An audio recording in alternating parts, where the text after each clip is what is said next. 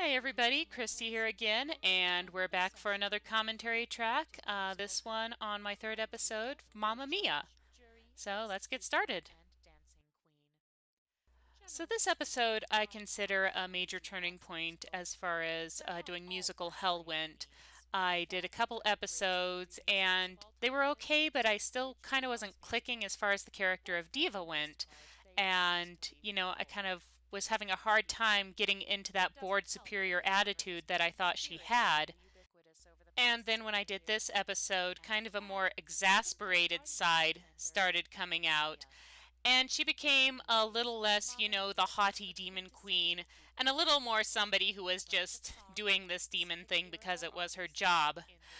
Kind of a cross between Crowley and in Good Omens, and also that wolf in the Looney Tunes shorts who would, just punch the clock with the sheepdog every day and then just do his job and at 5 o'clock punch out again. So yeah, this was the first big step in Diva's evolution as a character. There's a line coming up here where I say, if I were fair, I would say this movie just isn't my cup of tea and move on, but I'm a demon, I don't do fair. That's kind of my way of saying in character that everything I say on this series is entirely my own opinion, and nobody should take it too seriously, myself included. So if anything I've ever said to you you disagree with or it's pissed you off, just keep that in mind. But I felt the need to say that because this is the first movie I've done where there's a lot of people, including, some people whose opinions I respect very much on other matters, who actually like this movie. And as inexplicable as that is to me, I just wanted to say, that's okay. I get the feeling that I'm the wrong demographic for this movie entirely. I'm not a big ABBA fan, as I pointed out, and I'm still a little too young to do that whole postmenopausal girl power thing, so there's that. Sophie's friends. When I first did the script to this, I wrote a line saying her friends whose names I couldn't be bothered to remember, and then they do this silly cheerleading thing where they say their names, so that was kind of silly, so obviously that line got cut. Their names, incidentally, are Allie and Lisa, but it's only mentioned twice in the entire movie, once during this shrieky chant that if you blink, you'll miss them, so yeah, not really good character development there, guys.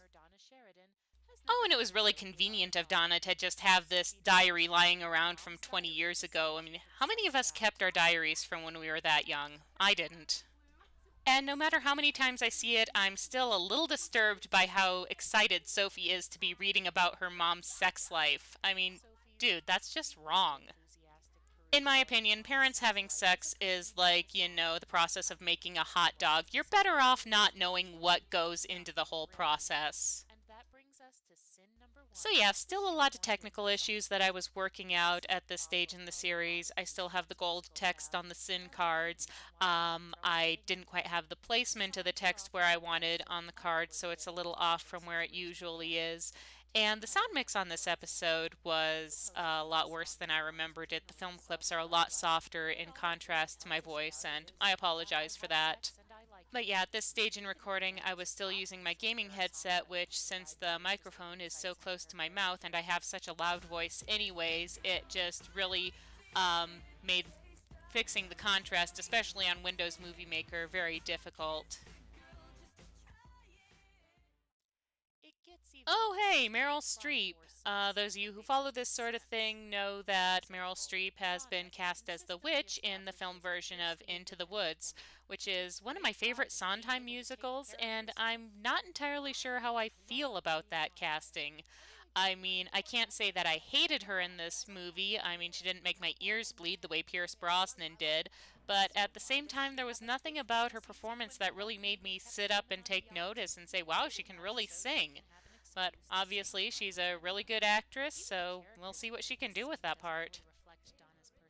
And you want to talk about a big-lipped alligator moment. That money, money, money scene, it just comes completely out of nowhere, and, it doesn't really mean anything to the characters. It's just there so you can have this big fantasy sequence on a yacht. I mean, what the hell?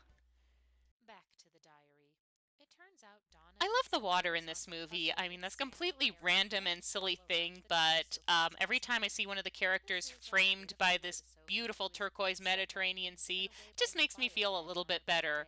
and then they start singing or the plot kicks in and I lose it. And speaking of the stupid plot kicking in, there you are, historic first use of the Animaniacs Dumber Than Advertised clip, which is one of my go-to stock clips for I can't believe how eye-crossingly stupid these people are being. The other, of course, being the Naked Gun 33 and a third mass facepalm, which I apologize to those of you who aren't very big on the whole running gag thing, but the thing is, doing musical hell the way I do, just as a voiceover rather than as a presence on the screen, does have some of its disadvantages. One of them being that I can't really do reaction shots. You know, if somebody does something stupid or irritating, I can't show myself, banging my head against the wall or pulling my hair out or things like that. And, there's only so many ways I can say, God, that is so stupid. So that's just kind of how I compensate for it. I use film clips to communicate what's going on in my head at the time to kind of change things up. And yeah, speaking of stupid character decisions, I feel like I should point out that when I say Donna was being an idiot 20 years ago, I'm not saying that to slut shame her or anything. I don't have issue with the fact that she was, having sex or even that she was having sex with all these different guys. My issue is that she was irresponsible about it and wound up pregnant and thrown out of her house and in a situation she was obviously completely unprepared for because she wasn't being smart about what she was doing. So, yeah, that's my message to the youth of America today. If you're going to do it, don't be an idiot about it. And we'll see how much of that attitude I'm able to keep as my two sons get into puberty. I'm not making any promises. But yeah, this scene where the three older ladies are all drinking and cackling and making sex jokes, that is probably the most annoying scene in the entire movie as far as I'm concerned. It's like if you've ever been around your friends while they've been drinking and you haven't, and they think they're so funny, but you're just like, dude, you're drunk, go home. That's what watching this part of the movie is like. And Julie Waters wearing that bra thing over her shirt is something that nobody should ever have to see. Ever. I gotta wonder what Firewood Lady's story is here. I mean, was everybody going cold because she decided to, stop working and just run off and frolic with all the tourists or something? Yes, I know that's a completely random question, but this movie kind of does that to you.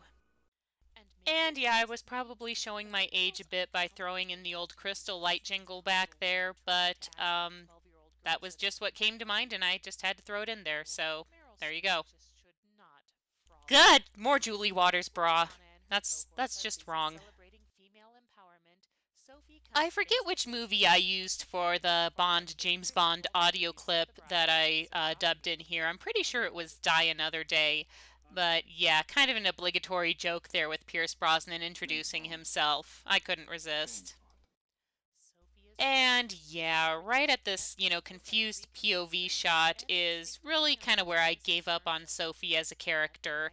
Because she has this whole stupid idea of trying to find out who her real dad is, and this is the point where she should be realizing it's a stupid idea, but she persists, and her mom finds the guys, and now we have this weird fantasy of Colin Firth in biker leathers, which is just all sorts of wrong. So I blame you, Sophie, for that disturbing mental image of Colin Firth in biker leathers. Thank you very much. And you can write your own joke about the framing of the three men between Donna's legs. I'm pretty sure that's what they had in mind anyway.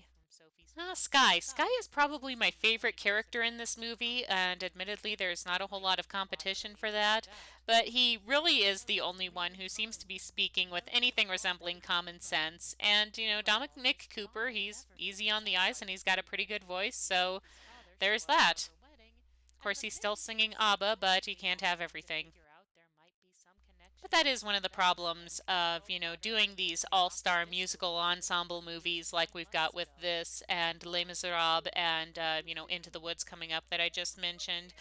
You do get, some people who are, kind of okay at singing. You get a few people who are, good at it.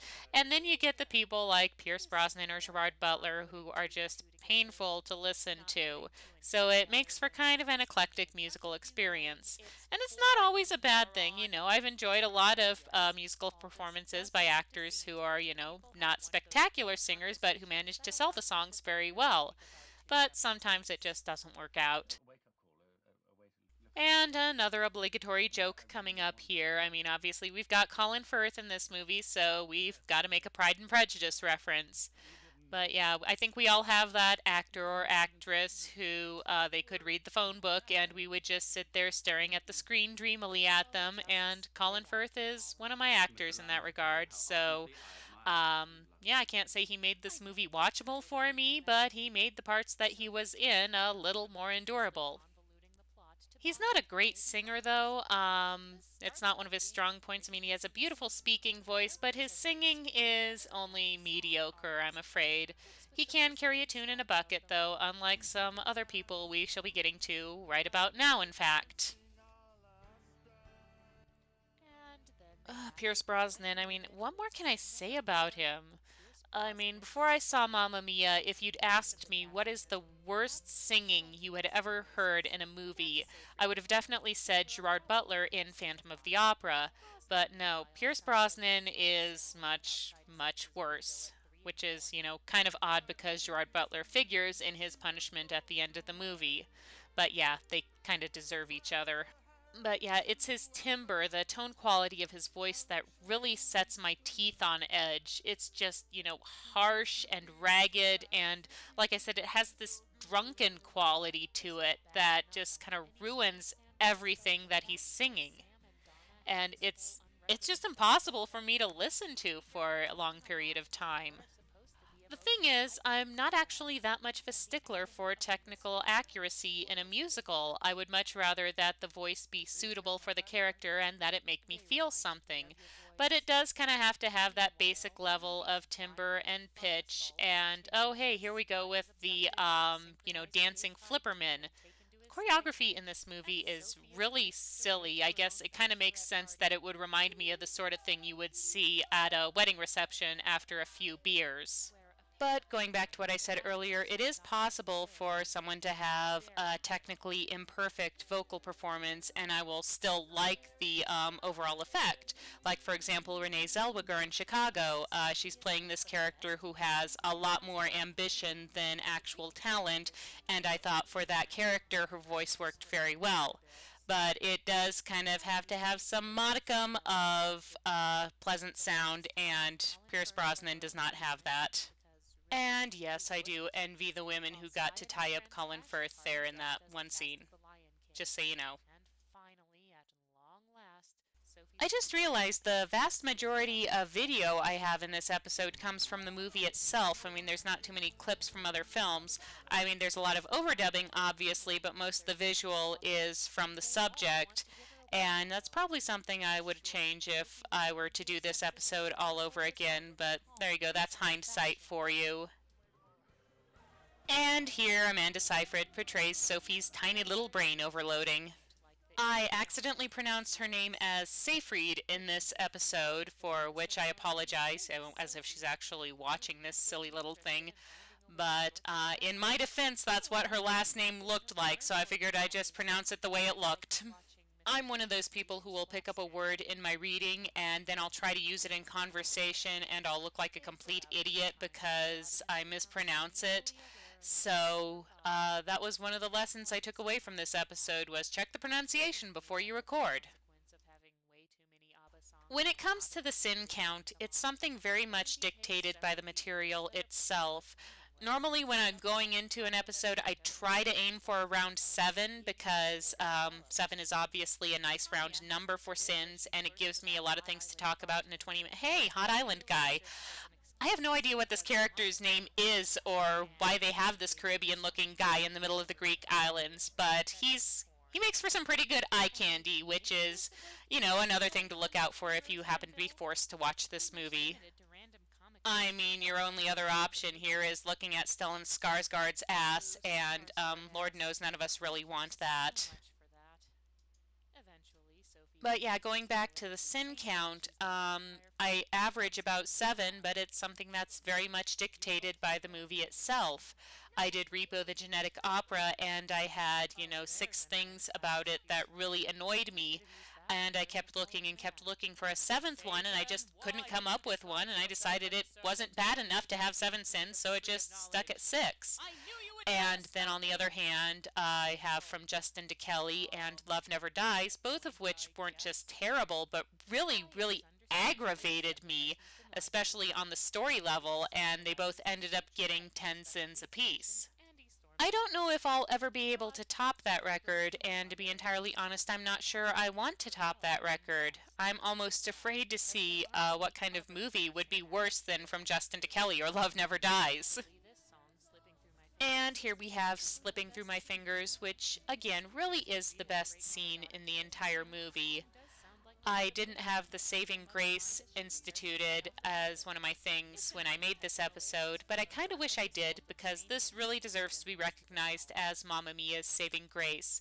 It's a great mother-daughter scene between Amanda Seyfried and Meryl Streep, and it's very genuine as opposed to the very forced, yay, we're having fun, damn it, of the rest of the movie. And it's very nicely done overall.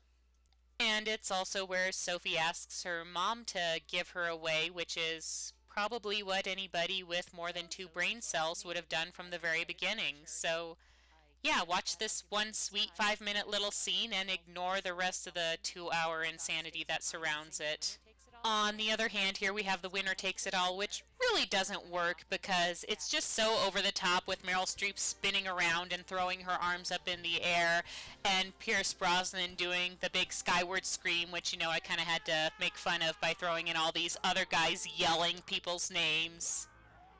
And yeah, it's supposed to be this big dramatic high point of the movie, but it just goes way, way over the top, and it's hard to watch without laughing, honestly. The priest. I cannot express what a relief the priest was in this movie. I mean, I'd been sitting there for an hour and a half just watching these people thinking everybody in this movie is an absolute idiot, and then have this minor character come on and then his expressions just said everything I'd been thinking throughout the entire film. And it was like, finding another sane person in the madhouse was wonderful. But I'm still not entirely clear on why Sophie just up and decides that she doesn't want to get married after all, after putting everybody through all this trouble. I mean, in the movie she kind of says that she doesn't want to settle down and wants to go around traveling with Sky before they get hitched, but why can't you do that after you get married? I mean, this isn't like the 1950s where, you tie the knot and then you just have to automatically settle down and start having babies. I mean, you can still have fun together. And at the same time, I think it's probably a good thing that they don't get married, since it's clear Sky is probably a bit too smart for her, and I'm not sure the relationship would have worked out in the long run, so maybe it was all for the best. On the other hand, I like to think that Donna accepted Sam's proposal just so that she could get him to stop singing. It's a dirty job, but somebody has to do it, and unfortunately it didn't even work very well. Then again, maybe she just accepted him so that the reception wouldn't go to waste, I don't know. I do have to wonder where all these wedding guests came from, though. I mean, it didn't look like there was that many people on the island. And yes, I am kind of running out of things to talk about at this point, but then again, so did the movie, and it just kept on going for another 15 minutes, so hey, what's another, 2 or 3 minutes of my time? The Bill and Rosie relationship is something that I think just comes completely out of nowhere. I mean, they kind of sort of flirt with each other earlier on in the movie, like at the one scene where she sees his butt. But in general, I don't really see any reason for these two characters to get together. I also think it kind of sucks that Bill and Rosie get this last minute song and dance, but Harry and his partner doesn't even get a name as far as I know. The gay couple, they don't get any relationship development at all. It's like the movie just went, they're gay, what more do you want to know about them? Which probably says more about society's views on homosexuality than the movie really intended. And I think I should have added an extra special punishment to whoever made Colin Firth wear that outfit. That's just wrong. So it was about this time in making Musical Hell that I started to become comfortable enough with what I was doing to start, disseminating it on a little broader scale than I had been. Not long after this, I started posting my videos to Reviewtopia or RVT.com, I guess they're calling themselves now, and to the That Guy with the Glasses forums. And this video was actually selected as a Reviewtopia Community Pick of the Week back when they were still doing the Community Picks of the Week. So I felt really good about that, and that was the first time I thought, maybe I am doing something that people really like with this series, even if it is just a small or relatively small audience. And to those of you who do watch and enjoy and take time to support this silly little project that I do, thank you. It really does mean a lot to me. And unfortunately, I really messed up the timing on this last joke. I let the pause drag on way too long before I jumped in with the singing, and for that I apologize. I was still, working out syncing my audio with the movie's audio, and obviously it wasn't quite where I wanted it to be yet. One completely random last bit of trivia, this is the first time that I say fuck in one of my videos. For my own personal humor, I feel the F-bombs are more effective when they're used sparingly, and I feel, being earwormed by Dancing Queen for weeks like I was definitely qualified as a use for that. So, thank you for listening to me here, and I hope to see you soon. Take care.